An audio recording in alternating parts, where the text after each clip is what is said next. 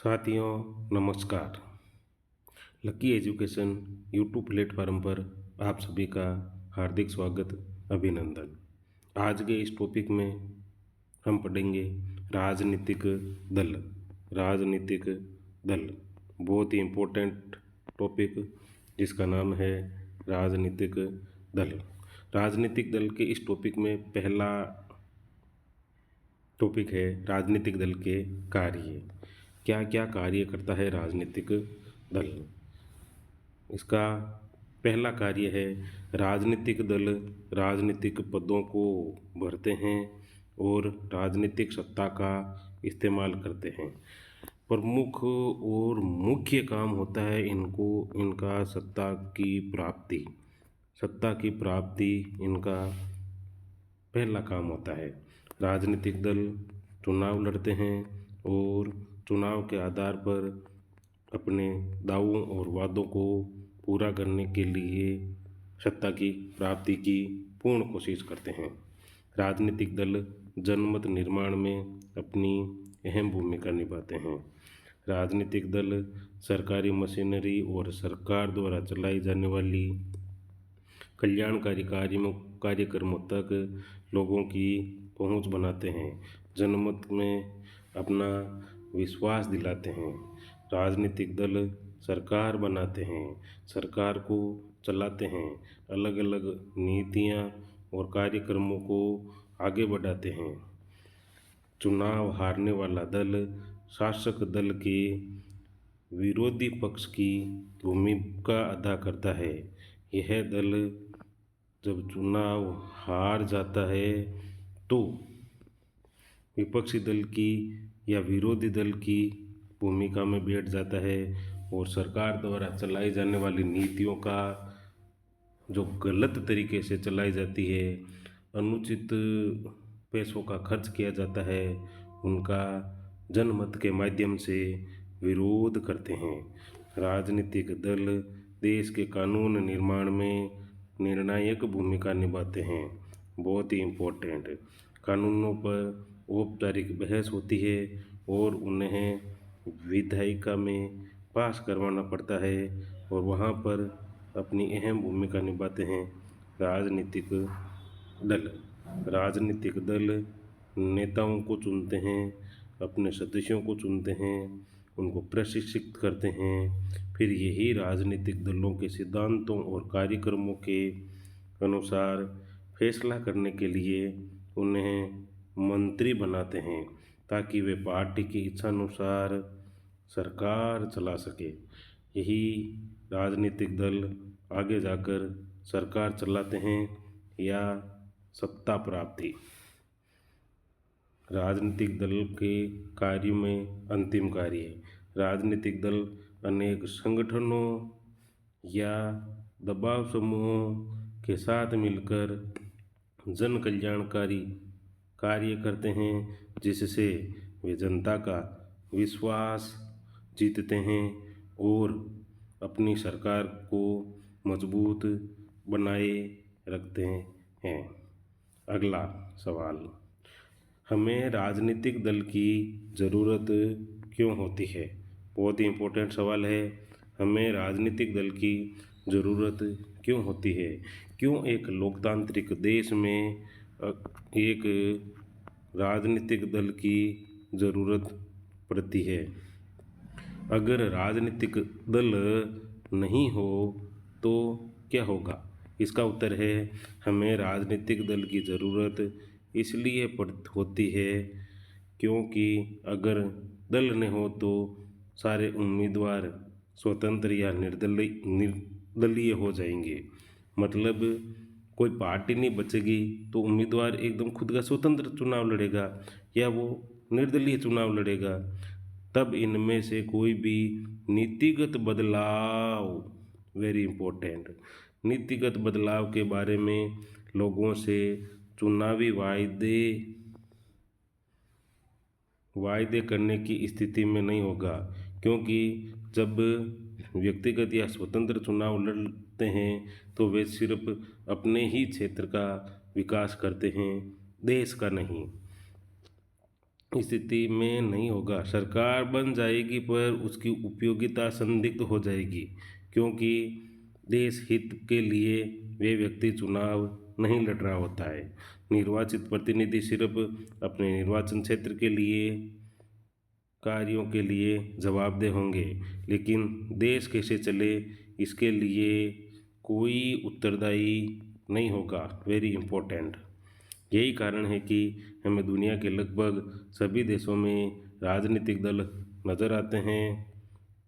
वह देश बड़ा हो या छोटा, नया हो या पुराना, विकसित हो या विकासशील। अतः इसका सही उत्तर ये है कि जब राजनीतिक दल ही नहीं होंगे तो देश की विकास में महत्वपूर्ण बाधा बन जाएगी, क्योंकि स्वतंत्र व्यक्ति या स्वतंत्र प्रतिनिधि सिर्फ अपना हित सोचेगा, देश हित में काम नहीं करेगा। अगला सवाल, क्या राजनीतिक दल लोकतंत्र के लिए अनिवार्य है? वेरी इंपॉर्टेंट सवाल है।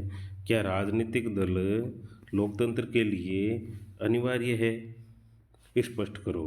राजनीतिक दलों का उदय प्रतिनिधित्व पर आधारित लोकतांत्रिक व्यवस्था के उभार के साथ जुड़ा है।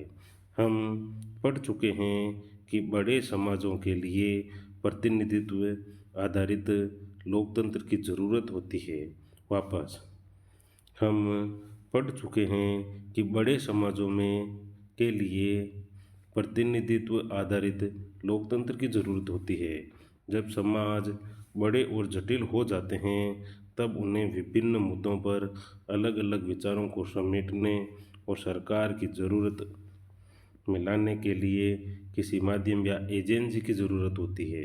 विभिन्न जगहों से आए प्रतिनिधियों को साथ करने की ज़रूरत होती है ताकि एक जिम्मेदार सरकार का गठन हो सके।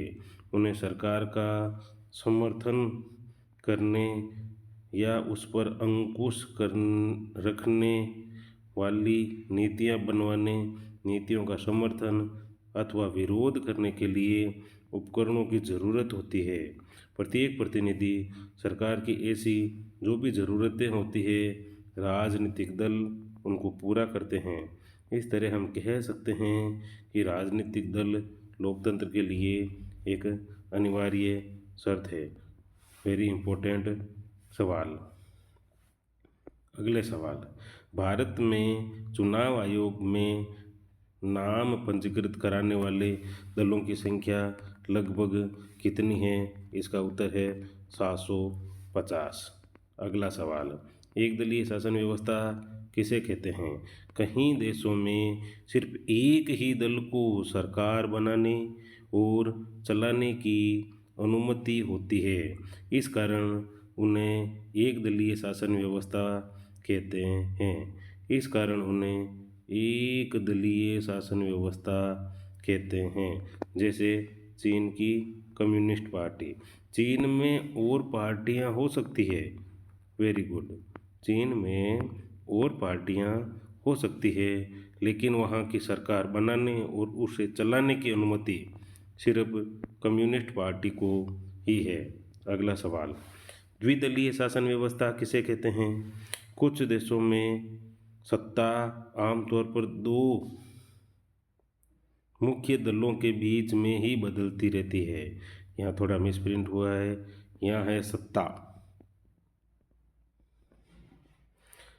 आमतौर पर दो मुख्य दलों, यह है मुख्य और यह है दलों के बीच ही बदलती रहती है। वहाँ अनेक दूसरी पार्टियां हो सकती है, वह भी चुनाव लड़कर कुछ सीटें जीत सकती है, पर सिर्फ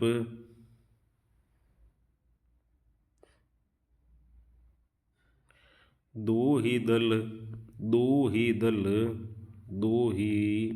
दल बहुमत पाने और सरकार बनाने के प्रबल दावेदार होते हैं। उसे द्विदलीय शासन व्यवस्था कहते हैं। जैसे अमेरिका और ब्रिटेन। इस सवाल में एक दो मिसप्रिंट हुआ है। वापस यहाँ शब्द है सत्ता। आमतौर पर दो मुख्य दलों, यहाँ पर शब्द है मुख्य दलों, यहाँ कुछ लड़कर कुछ सीटें, सिम नहीं है, सीटें जीत सकती है, पर सिर्फ दो ही दल, तू ही डालनी है, यहाँ पर दो ही दल बहुमत पाने और सरकार बनाने के प्रबल दावेदार होते हैं, उसे कहते हैं द्विदलीय शासन व्यवस्था। ये इम्पोर्टेंट है, दो ही देशों में, अमेरिका और ब्रिटेन। बहुदलीय शासन व्यवस्था किसे कहते हैं? जब अनेक दल सत्ता के लिए होड़ में हो और दो दलों से ज़्यादा के लिए अपने दम पर या दूसरों से गठबंधन करके सत्ता में आने का ठीक ठाक अवसर हो तो उसे बहुदलीय व्यवस्था कहते हैं। जैसे भारत में बहुदलीय शासन व्यवस्था को अपनाया गया है। अगला सवाल, गठबंधन किसे कहते हैं? जब किसी बहुदलीय व्यवस्था में अनेक पार्टियां चुनाव लड़ने और सत्ता में आने के लिए आपस में हाथ मिला लेती है तो इसे गठबंधन या मोर्चा सरकार कहा जाता है। जब मैंने ये उदाहरण बता रखा है रस्सी के माध्यम से, जब घर पर रस्सी कोई छोटी हो जाती है तो उस पर गांठ लगा के दूसरी, गांठ लगा के तीसरी, गांठ लगा के चौथी, गठबंधन, गठबंधन, गठबंधन, ऐसे ही उसे गठबंधन या मोर्चा सरकार कहते हैं। 2004 के संसदीय चुनाव में भारत में 3 प्रमुख गठबंधन थे। राष्ट्रीय लोकतांत्रिक गठबंधन, और इसका इंग्लिश में नाम है एनडीए, संयुक्त प्रगतिशील गठबंधन यूपीए, और तीसरा है वाम मोर्चा, वाम मोर्चा। अगला, राजनीतिक दलों की लोकतांत्रिक शासन व्यवस्था को बनाने में, संविधान रचने में, चुनावी राजनीति और सरकार के गठन तथा संचालन में अहम भूमिका होती है। वेरी इम्पोर्टेंट, राजनीतिक दलों की लोकतांत्रिक शासन व्यवस्था को बनाने में, संविधान रचने में, चुनावी राजनीति और सरकार के गठन तथा संचालन में अहम भूमिका होती है। किसी भी लोकतांत्रिक व्यवस्था की संस्थाओं में राजनीतिक दल अलग से ही दिखाई देते हैं। अधिकतर आम नागरिकों के लिए लोकतंत्र का मतलब होता है राजनीतिक दल किस पार्टी का शासन चल रहा है, किसकी सरकार चल रही है, ये शब्द जुड़ा रहता है राजनीतिक दल के साथ। अपनी लोकतांत्रिक व्यवस्था और राजनीतिक जीवन की हर बुराई के लिए वे दल को ही जिम्मेदार मानते हैं। अगर आने वाले 5 साल सफल होते हैं तो कहते हैं सरकार अच्छी चल रही है, और ख़राब होते हैं तो कहते रहते हैं सरकार ने कुछ भी नहीं किया, काम खराब चल रहा है। सामाजिक और राजनीतिक विभाजनों के लिए भी दलों को ही दोषी माना जाता है। राजनीतिक दल का अर्थ लोगों का एक ऐसा संगठित समूह है जो चुनाव लड़ते हैं, सरकार में राजनीतिक सत्ता हासिल करने के उद्देश्य से काम करते हैं, उसे कहते हैं राजनीतिक दल। वापस, राजनीतिक दल लोगों का ऐसा संगठित समूह है जो चुनाव लड़ना, सरकार में राजनीतिक सत्ता हासिल करना प्रमुख उद्देश्य मानते हैं, उसे कहते हैं राजनीतिक दल। समाज में सामूहिक हित को ध्यान में रखकर ये समूह कुछ नीतियां और कार्यक्रम भी तय करते हैं और इन्हीं के आधार पर इन दल की पहचान होती है। राजनीतिक दलों का मुख्य उद्देश्य चुनाव लड़कर राजनीतिक सत्ता हासिल करना, सत्ता में आने के बाद किए गए वादों को पूरा करना ताकि आने वाली अगली सरकार में अपनी वापस अहम भूमिका निभा सके। Very good. आगे, किसी दल की पहचान उसकी नीतियों और सामाजिक आधार से तय होती है। दल, यहाँ दिल नहीं है, दल। राजनीतिक दल के 3 प्रमुख हिस्से होते हैं, एक तो वहाँ के नेता, एक वहाँ के सक्रिय सदस्य और एक वहाँ के अनुयायी या समर्थन। अगला, भारत निर्वाचन आयोग द्वारा किसी राजनीतिक दल को क्या क्या सुविधाएं प्रदान होती है? वेरी इंपॉर्टेंट सवाल। देश की हर पार्टी को निर्वाचन आयोग में अपना पंजीकरण करवाना अनिवार्य होता है। अगर पंजीकरण नहीं है तो उसे किसी भी प्रकार के दल की मान्यता नहीं होगी।